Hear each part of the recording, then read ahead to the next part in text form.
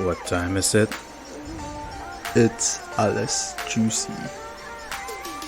Welcome, juicers.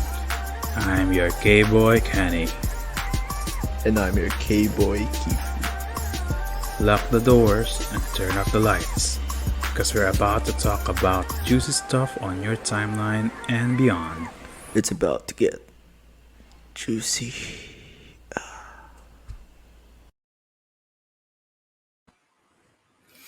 So yun na nga.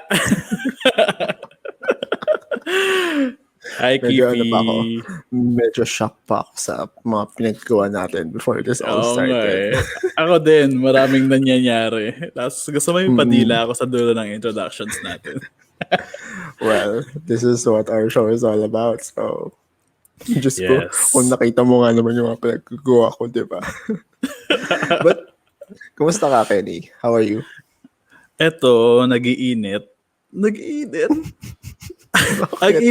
init kasi talaga. Ang init kasi talaga, di ba? Ng mga past na nakaraan. Basta nakaraan, mga past days. Mga past days, ang sobrang init talaga. Like, ayaw mong lumabas and whatever. So, mas papainitin pa natin. Ganun.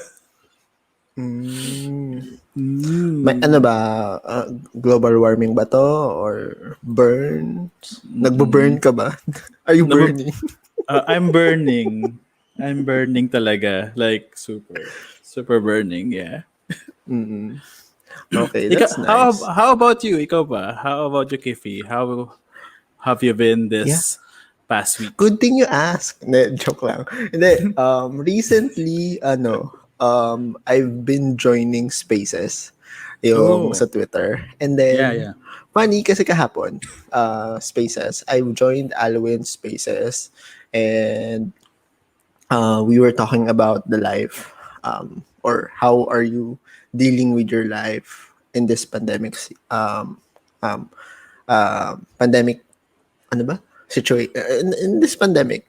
Tapos alam mo ba may syempre may mga ano doon alter alters diba? Tapos meron doon may isang guy na speaker siya. Parang shit, ang sarap ng boses. Like, okay, sige, check out. Siyempre, check naman ako. Check out ako. Tapos, grabe, the timeline is, sarap. And then, he speaks good. Kaya, alam mo yun, habang nagsasalita siya, tapos nakikita mo yung titi niya, shit, sarap. Pero wala siyang face reveal. Parang wala naman siyang face reveal. Wala siyang face reveal. So, alter talaga siya. He's an alter. And I guess it's a good buti tinanong mo ko kasi that's what ayun yung pag-uusapan natin today So we're going to talk about the reason behind the name of our podcast. Diba? Ooh. Alters. Bakit nga ba alas juicy? Bakit diba? Meron bang go. Bakit nga ba? Meron ba siyang pinag-root word kung bakit or meron ba tayong pinaggugutan ng title natin? Like, it's alas juicy. Hindi naman siya root word or what. Pero you know how witty gays are, diba? So, I mean, when this alter thing boomed, nagkaroon na lang ng term for when the kalats are posted.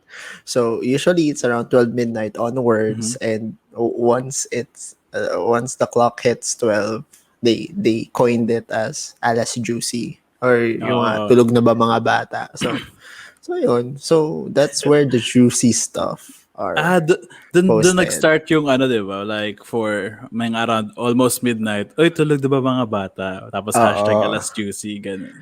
Yes. Tapos dun naglalabasan yung mga juicy stuff on your timeline. Like, yun ang mga pag-uusapan natin for this podcast. Yung mga pakatas, yes. Mga pakatas. Ayun. So kung walang alter, wala tayo ngayon. Diba? Thank you, alters on Twitter. That's sa inyo.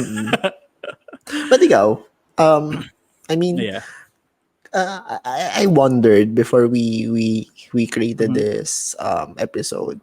Yeah. Kailan ba nag-start yung alter? I mean, do you know or do you have any idea when alters? Well, Or kasi sa... let's define alter muna for Okay, for sige, let's those define who are alter. not familiar pa Mhm. na napadpad sa podcast natin. Alam mo yon, innocent siya. Yeah. Akala niya Oh, mag-juice lang tayo tapos ay, ganito pala alam ba ng nanay pinag-uusapan. niyo nandito kayo? Okay, R18 po kami. Mm. So for you, ikaw, so let's start with your how did you or paano mo I-define kung... na-discover or i-define yung alter for you? Yeah. Well, kasi ano yan eh. Alam ko kasi, nag-start yan. Di ba alam naman kasatan, there's lot of social medias like Facebook, Instagram, there's Twitter, and there is, ano pa ba? Tumblr, yan mga yan. And LinkedIn. in LinkedIn, well, kasi alam naman natin na in Instagram and Twitter, they have guidelines na napakahigpit regarding about posting nudities and posting your skin or whatever.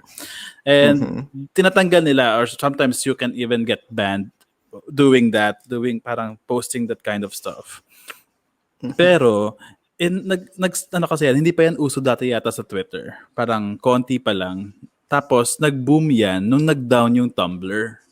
Kasi dati kasi, aaminin ko naman, sa Tumblr talaga ako nagkahanap ng mga porn. Alam mo yun? Kasi di ba, have you read about that or have you heard about that? Yung nag-wipe out yung Tumblr ng mga pornographic nila doon. Like, Wala na ako sa Tumblr nun. yun. Kasi lagi ako naghahanap ng mga porn in Tumblr. Tapos siguro mga comics, mga bara stuff, or mga ganun. So, Bara.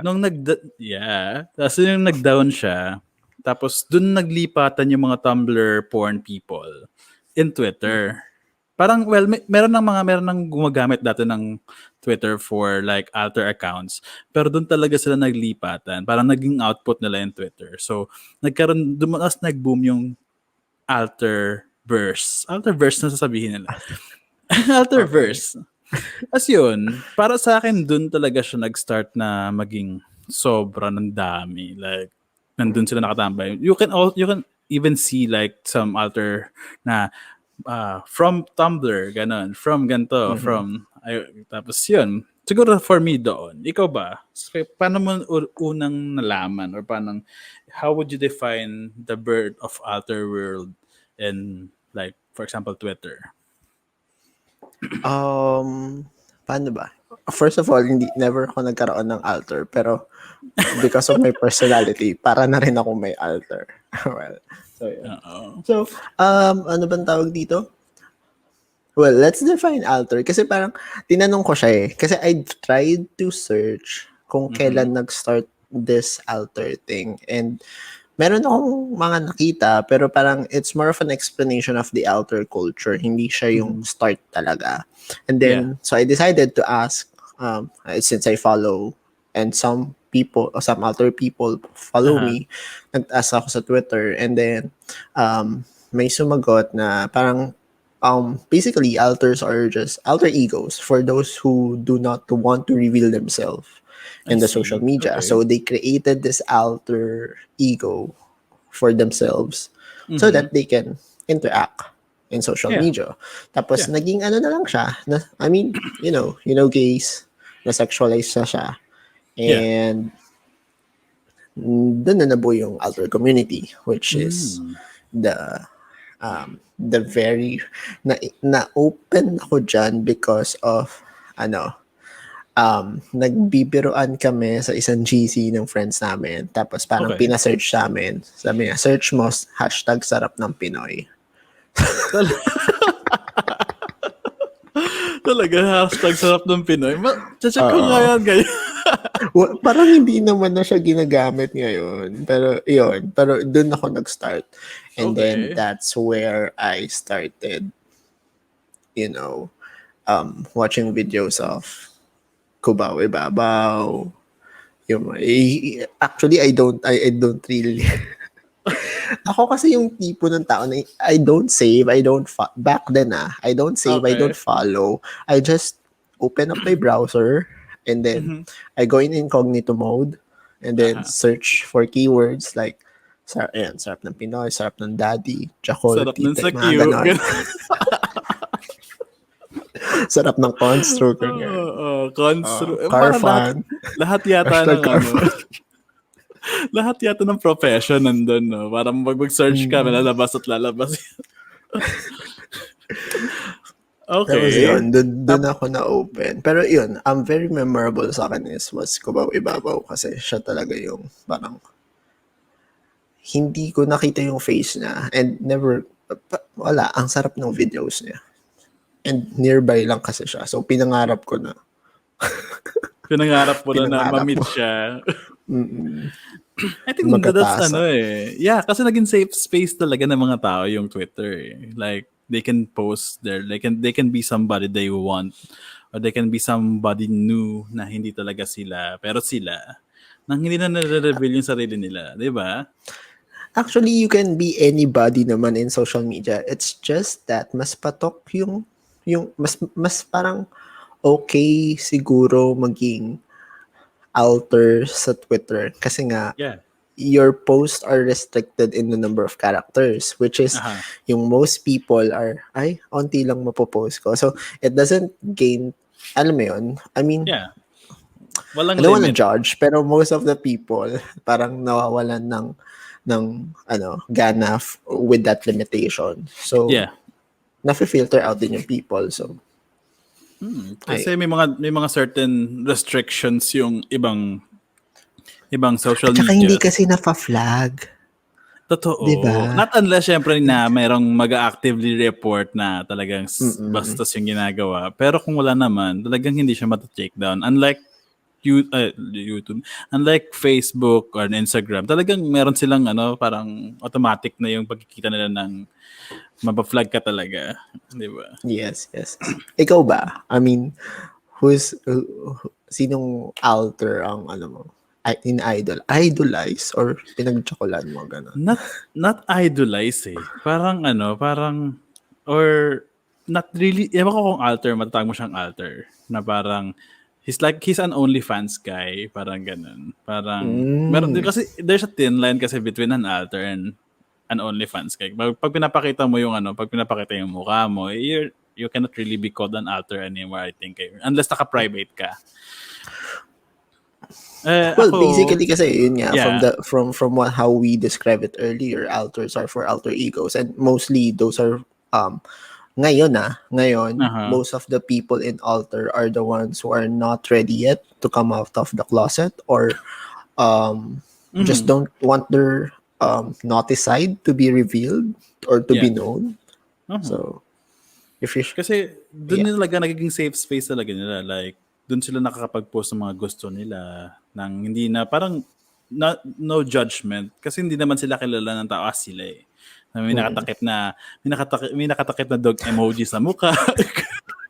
Peach emoji. Oo, kung video naka-blur, kinemaster gano'n. Made with kinemaster. Kinemaster nasa baba gano'n, like mag-video, mag-picture. Siyempre, may mga paaso emoji yan or ng smiley. Tapos, minsan tatakpan nila yung tita nila na parang eggplant emoji. Ganun, Oo. Kaya depende sa size. Depende sa size. Oy. Oo, pag may itinatago talaga na. Oy, pero tayo dito? Wala tayong judgments dito. No slut shaming dito. I mean, if it's your kink, it's your kink. We don't care about your kink. We don't kink shame. We don't size shame. We don't body shame here. Lahat tinatanggap. As long as as long as what you're doing is I mean, not violating any rules. Like as long as it's not pedophilia or rape. Kasi as long as it's consent. Sabi nga natin, di ba, sa introduction video natin, consent is very sexy. Dapat laging may consent. At saka sa atin kasi parang, wag nating, kung sakali merong mga nagpo-post, wag nating, yung i-shame ba sila na, ay, ba't nag-frame ka, hindi ka naman ganito. At saka, gawin mo ang gusto mo at hanggang kaya mo, hanggang whatever, as long na wala kang inaapakan tao. Di ba? And posting your dicks online doesn't make you an parang it doesn't make you less of a person. It's not immorality because it's part of your body. Diba? Sino ba nagpauso na bastos ang ite? I mean, why would they give you such body parts? Diba? Tama. Well, siguro naman, parang it can be inappropriate kung maglalakad ka sa labas, syempre, ng labas-labas ng titi mo, di ba? yun yung bastos. Pero, fetish mo. Oo, mga ganun. Wag walang reveal. Sa CR lang. Sa CR mo lang Sa papakita. CR lang. Pero syempre kung if you would be posting your picture like on social media, you do you, boo. Like, di ba? Question. Kasi, na-mention ko yung CR. Parang, kasi meron tayong tatawag na hashtag CR trip, di ba? Okay. Don't ask me why, kung bakit ko siya alam. Pero, ayun. So, merong ganon, di ba? And then, Don't worry, parang alam ko yan. Meron akong ibang nakikitang comments or reactions about it na parang they find it, stepping over the line na. Kasi, okay. I can understand if you are taking a video of this kinks without consent. Pero if it's with consent, do you still think you are stepping outside the line? Kasi it's done in public, technically. Okay, so just to repeat the question, parang pag magve-video ako ng sarili ko or ng ibang tao yung ginagawa niyo sa CR. Okay, nang ginagawa namin sa CR, parang, well, para sa akin kasi, it's between the both of you eh. It just so happened na yung lugar na ginawa nyo ng gano'n is a public space. Anytime pwede kayong mahuli doon. At saka, if people would see you, parang, first of all, you can be, that's against the law. Parang, it's indecent exposure, di ba? Para pag nakita nila yan, pag nahuli kayo. Parang, unless sumama yung guard. Unless sumama yung guard.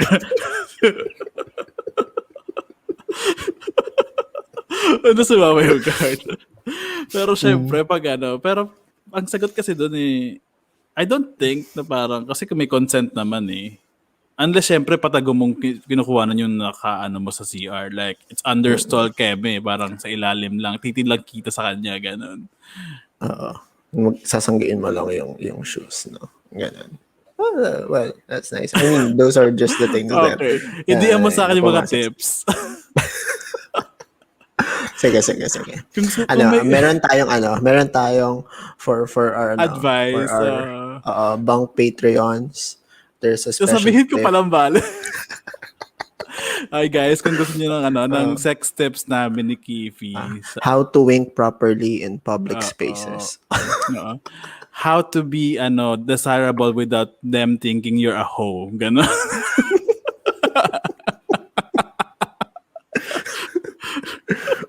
Putting the hoe in the whole new world. Diba? Well, anyways, okay. So, balik tayo sa alter thing. So, okay. Di mo pa sinasagot yung tanong ko. And before you answer it, kasi ang tanong ko sa'yo kanina is if meron kang particular na alter account na fina-follow or, okay. But before that, meron ka bang alter? Meron akong alter. Pero hindi ko na siyempre...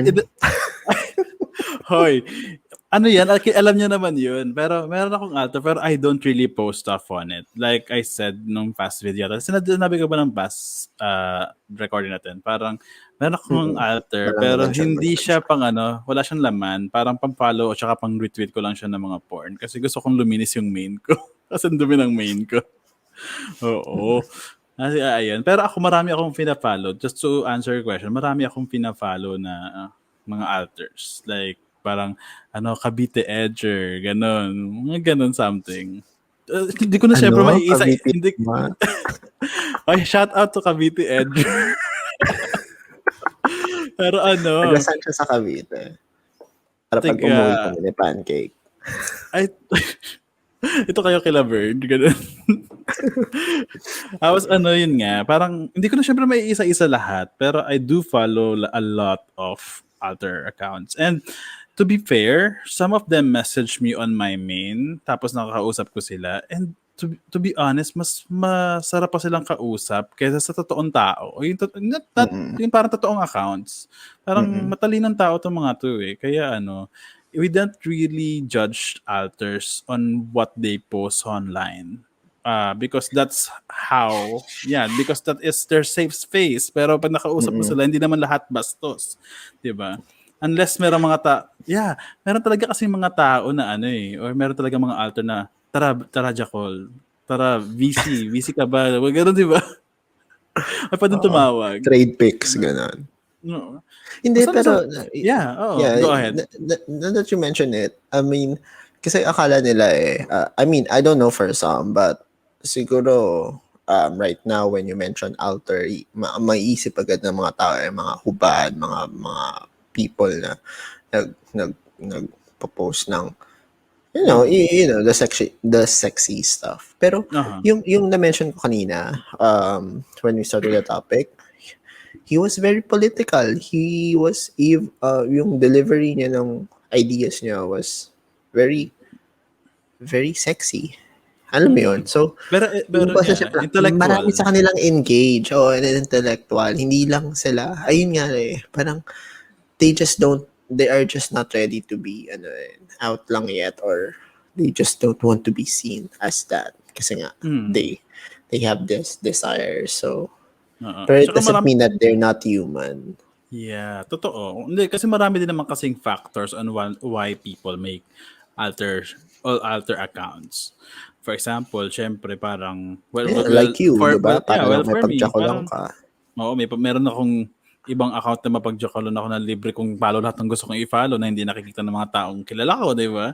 Tapos meron din tayong mga alter friends dyan na they're just, yung sabi mo kanina na they're just not yet parang comfortable of being out in the open on who they are as sexually. Bas, ano pa ba? Ikaw, ano pa bang mga sa tingin mo why people make these alter accounts?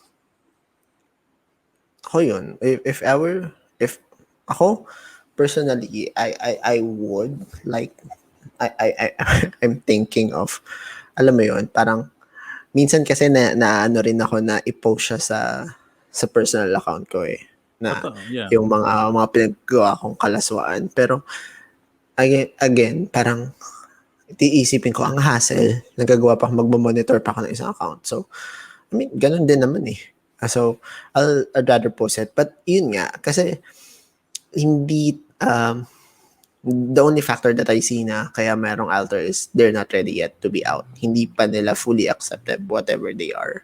And, since nandun tayo sa ano na yun, sa premise na yun, naging issue din sa mga alter yung pagka-out nila sa alter, diba? Yung face reveal. And I remember this story na hindi ko siya sinubaybayan. I just saw it. Na merong isang alter during the pandemic last year na in-out siya. And since everybody is stuck at home, nalaman ng parents niya, and they didn't accepted him as he is. Well, that's fucked up. Trigger warning. He ended his life because someone revealed. I mean, di ba dapat common courtesy or common knowledge na you don't do that to others? Yun nga, it's a common courtesy, but not all people follow that common courtesy. Yun ang mahirap kasi. Like, let me just tell you a story. Kasi ako, I feel for them kasi ako, I was outed not by my choice. Like, ang storya kasi niyan, well, to those who listen or to those my friends who listen na alam nila yung story, ito yung story nun. So, I just outed just very recently to my mother. Di talaga niya alam. Well, siguro naman kasi she's my mom. Siguro naman meron siyang idea on what really is my sexual orientation or sexual preference. Na na I like men. Pero we never talk about that. Parang hindi naman siya pinag-usapan ever talaga. Tapos, ang ginagawa ko kasi, siguro it's kind of an altered din kasi, or an altered thing, na parang in my Facebook account, parang naka-hide dun yung ano ko. Dati naka-hide dun yung yung mga post ko. Kasama yung kasi ayoko makita nila mama yung mga pinagagawa ko sa buhay. Like, being me as gay, pero yung mga friends ko nakikita, naka-hide sa kanila. Meron silang isang group na ganun. Tapos, di ba? Tapos parang anniversary yata namin ng ex ko yun. Tapos nag-post ako doon ng picture namin na magka-kiss kami. Tapos parang merong letter. Mas meron ako parang happy, ganun. Happy minute-sary. Happy anniversary, Tapos tapos ang nangyari doon, parang hindi ko pala na-block isa sa mga parang distant relatives namin. And what happened is, hindi naman sila close ni mama. Tapos she screenshotted it. Then she sent it to my mom. So, the cat is out of the bag. Parang, nag-message sa akin yung mama ko. Sabi niya, ito, ganto-ganto, nalaman ko kay ganto na may pinost ka palang ganto, pero hindi. Ang maganda doon, my mom is not angry because I'm gay, but she's angry because nalaman niya pa sa iba. And yun nga, yun yung fuck up. Kasi, para sa akin kasi, it's not their truth to tell. And that also comes dun sa mga nangyari nga, sa kanawento mo kanina, parang it also connected there na parang, why would you do that? Kaya nga sila may alter eh. Diba? I mean, even if they don't have alter, if the person is not ready yet, and kahit na, alam mo yun, even if may mga tao kasi na, ako personally, even though I feel like this person is gay, I still ask them na, hey, are you gay? I mean, I'll make a funny way of dealing with it kasi crush kita, ganyan. And then, whatever they answer me with, if they're straight or if they're not, then that's what ayun yung i-respect ko. You respect that. Oo. Kasi you don't get to dictate what that person is. Correct. Ayun nga, that is that is the bad thing about anonymity din kasi here, not only in Twitter but also in other social media, na you can do whatever you want without consequences minsan. Mas lalo na if you are kasi nga you're hiding behind the screen. Correct. Yeah. So, nandun nga, lalabas din doon yung mga, diba kasi meron tayong pros ng being an alter, like having a safe space and whatever, Pero meron din kasing cons yan eh. Like, yun nga, like, having this anonymity and this free will to do whatever you want and to say whatever you want to other people without having any consequences. And meron pang isa, like using your alter not because you are not comfortable yet at being who you are, rather you use it to press on other people downwards. Like, and also syempre diba? I think they will be under the category of trolls na. Yeah, trolls. Kasama na rin dun yung trolls. Pero still, they are an alter account. Wala silang face, Hello? Diba? Hello? Can you hear me? Hindi. Chinek ko lang kung nagre-record pa. Kasi nagalaw ko yung mic. Sorry. Ayan, yun nga. Yun nga.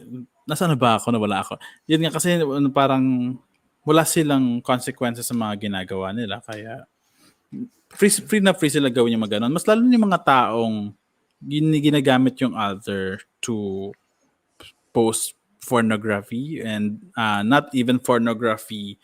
Well, pornography is fine. Pero pedophilic pornography is very wrong. No. Never. It's really fucked up. It will never be right. No, kasi syempre it will never be included in the rainbow spectrum. No. Kasi kahit sabihin kasi natin na sige, this guy or this kid is like 17 years old, konti na lang 18 na siya. Pero he's still in a minor age na parang hindi niya pa alam talaga kung ano yung ginagawa niya tama't mali. Tsaka hindi niya alam yung consequences na mangyayari sa kanya pag lumabas yan in the future. Yeah. Kaya napaka-fucked up ng gano'n na parang may mga alter dyan. Actually, dun sa alter ko, meron ako dati dyan na follow na he sells. Like, he really sells. Seashells on the seashore? She sells seashell. And then, nagbebenta talaga sila. Nagbebenta sila ng underage porn. Like, lagi ko siya That's so nare-report pero fucked up. hindi siya nata-take down. And marami siya, nagagawa siya ng maraming account para, tapos may Telegram group Never, siya din niya never. sinisend. Kaya, yeah, that's also one of the negative stuff about being an alter, na meron kayong anonymity. Hindi sila mabilis mahanap ng gobyerno or ng Unless police you're if an ever. IT, yung well-versed ka into the hacking and Oo. IT stuff. Then, Mm-mm. pero yeah, never tolerate child pornography. Tapos, may naalala ko siya, ano ba yun? Ayun, you mentioned selling of videos. Alam mo ba ngayon, parang hindi na ako masyado nagsa-search ng, I mean, very limited na lang yung searches ko sa Twitter ng porn kasi parang reuse May na yung iba. binibilan Tapos ka? binebenta. Hindi, Akala ko never. may I would binibilan never ka. buy. Hello, may Telegram naman, di ba? Oo nga. Marami kami dyan. Kung gusto niyo ng link, DM us. DM us, send us. Oo. Or kung meron kayong isi-share, DM Oo. us. I-add nyo na lang kami agad. Ganun. Oo. Ano sa ang tawag dito? Yun nga, meron pinanood si Pancake one time na Aha. parang mini-series siya. Tapos parang this guy, parang they want them to make a video kasi wala na silang pambayad ng rent.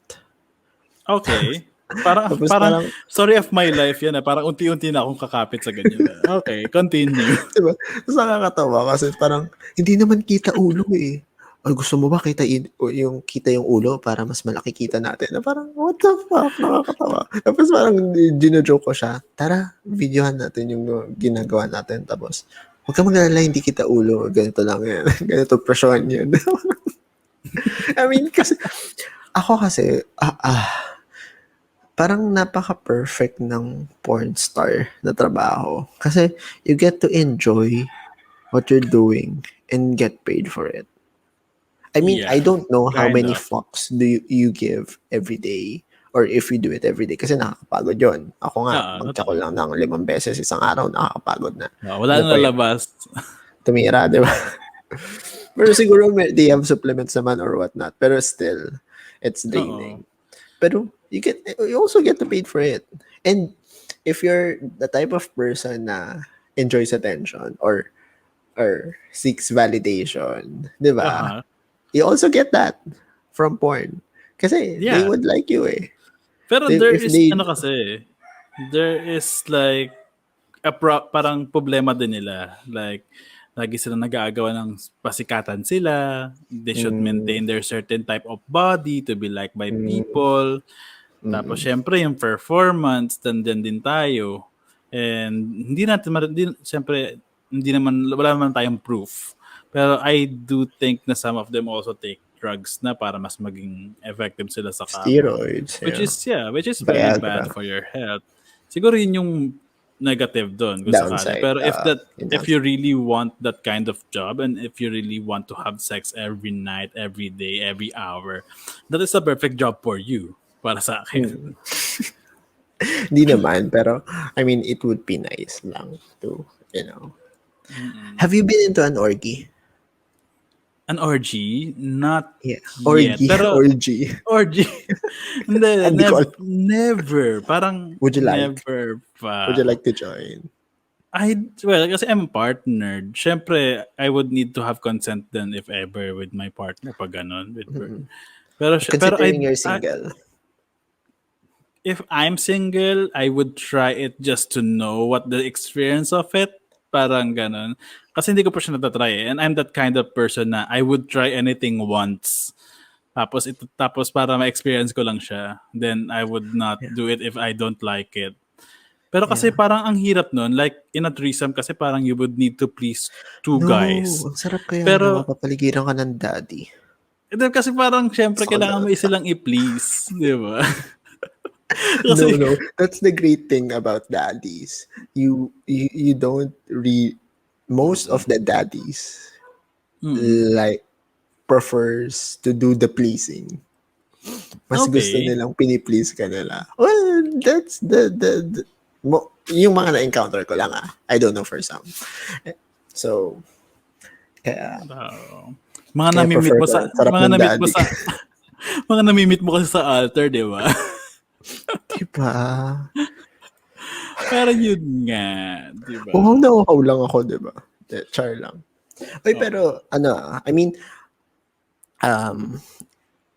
ganito ako magsalita, pero Pancake knows everything about it. I mean, I always talk to him about it na, oy, may ganito, may kinausap mong ganito, oy, tama yung titinig, ganito. Ganun. I always Pero, share it with him. pero just a quick question, since nasabi mo nga na si Pancake, tsaka natanong mo rin ako tungkol sa ganun. Ano ang magiging reaction ni Pancake pag nalaman niya na meron kang alter? For example, meron kang alter. Ano kaya Jowa ko. magiging reaction? Alter. Yeah. Ano kaya magiging reaction or how would you handle it if ever, for example, that your boyfriend na hindi mo alam na may alter, meron pala siyang alter? That's a nice question. Kasi i-open din ko rin yan eh. Pero since if you ask, I don't think he would like, I'm sure that he wouldn't like it because he doesn't want me keeping things behind his back. He doesn't want to, feeling ko he would treat that as a lie. Because I mean, yeah, if why would I lie something, or why wouldn't I tell him something about that, especially that if I will post nudes and all. And a quick story, I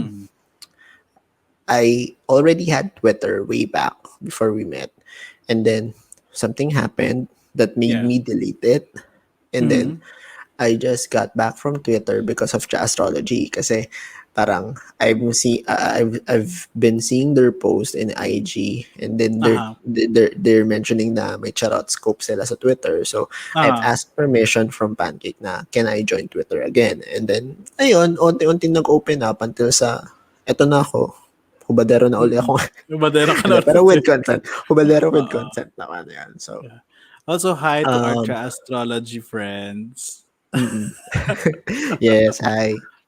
Kasama mo ngayon eh. Anyways, so going back to your question, if ayun, he wouldn't like it. He wouldn't we will talk about it, but it will not be easy. Pero if it's the other way around, malalaman kong may alter si Pancake. Yeah, anong reaction mo? Hot. Pero kasi alam ko na hindi mangyayari, pero if it happens, parang I wouldn't mind.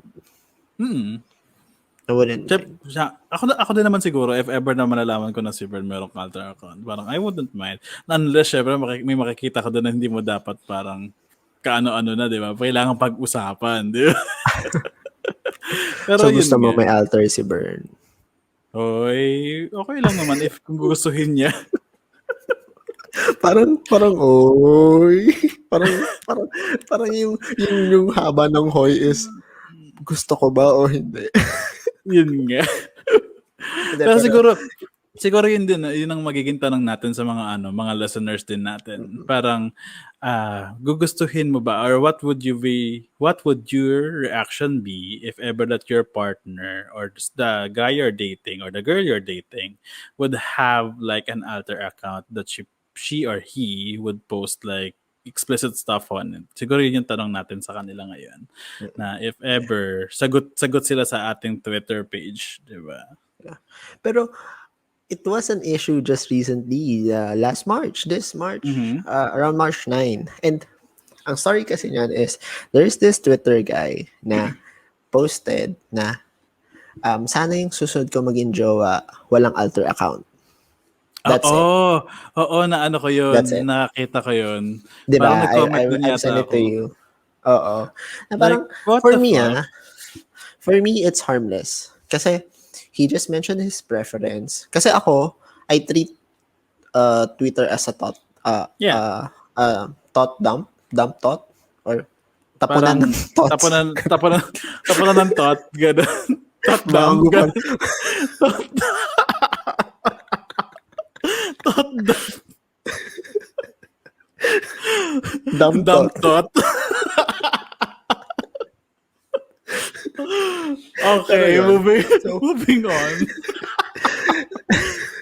Okay.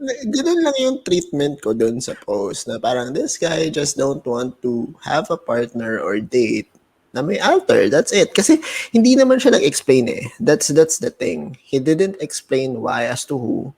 So, it's open for interpretation. Yeah. And the people Jump to interpreted it conclusions. the wrong way. Na parang nainis ako kasi meron isang tao na people get to tend to get too emotional when reacting to people. Na parang ginudge siya yung pagkatao nung nag-post kasi parang ang sama-sama ng tingin mo sa Twitter, ganyan-ganyan. Tapos na parang, teka lang, why are you attacking the person? Eh, hindi naman niya sinabing maduduming tawang alter. Wala naman siyang minensyon na gano'n. Ayaw niya lang talaga. Ayaw na lang na may alter. I mean, that's it. Pero, ako siguro, hindi kasi niya present na ano eh. Hindi niya napaka-open-ended kasi. Napaka-open-ended nung ano niya.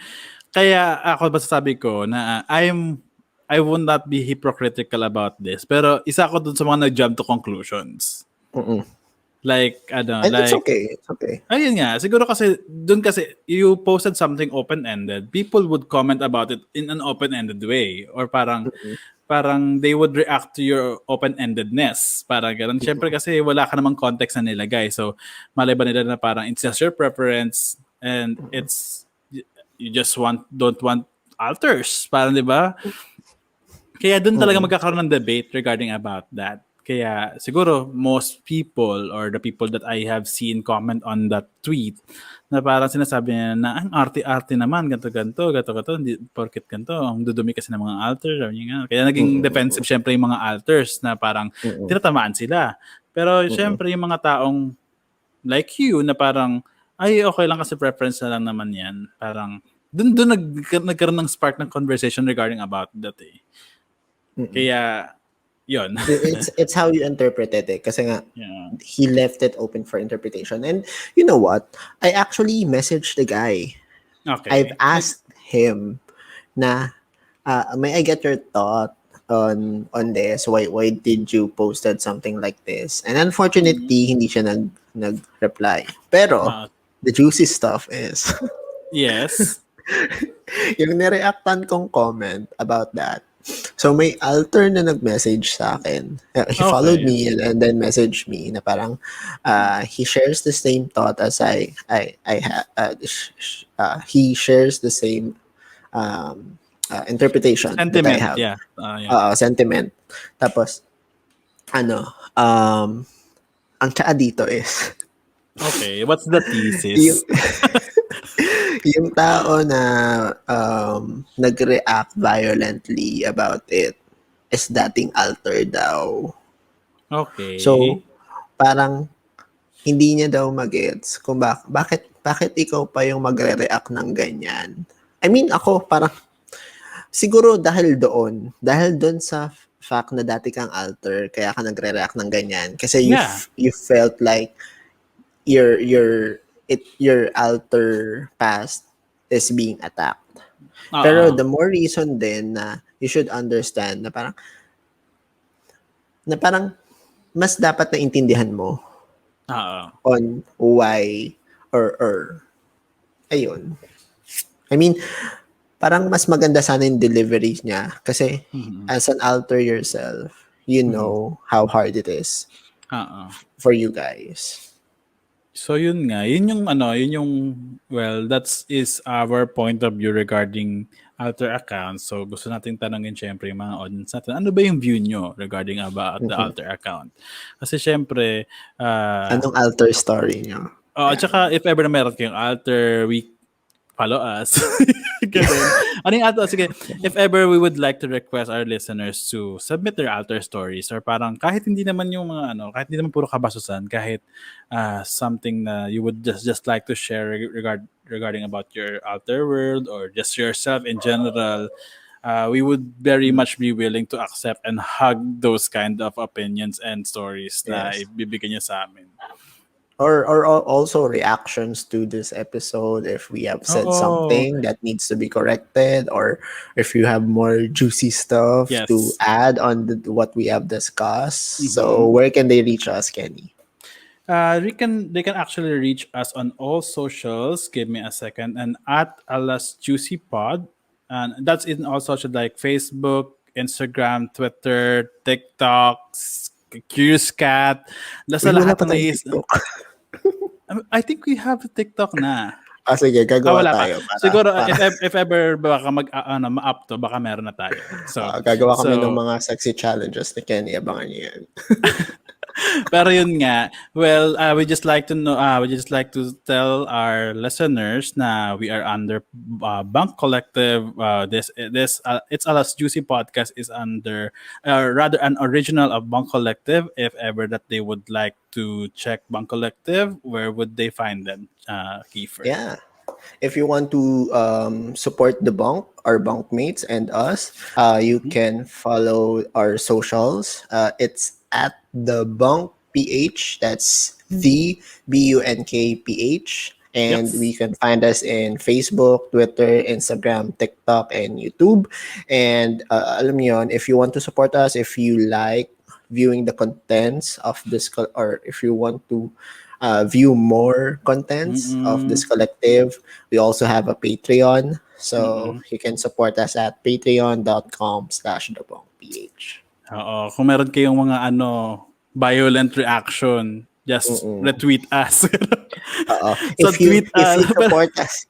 If you support us at this amount, lalabas ko yung nudes ko pero hindi kita ulo. Depende sa amount. Iba-ibang emoji kada tier. Palit yung emoji. Hanggang pag pinakamataas na tier, parang yung hiwa na lang ng titi ni yung matatakpan. Ganun. Yes. So thank you for listening, or if you're watching this on YouTube, thank you. So see you next time. Have a great day, and bye, see you juicers. again in the next Alas Juicy. Bye. Hi, if you like this video, don't forget to leave a thumbs up and subscribe to our YouTube channel. And check out other videos here, and go to patreon.com/thebunkph to show your support. Yes. See you guys. Thank you. Bye.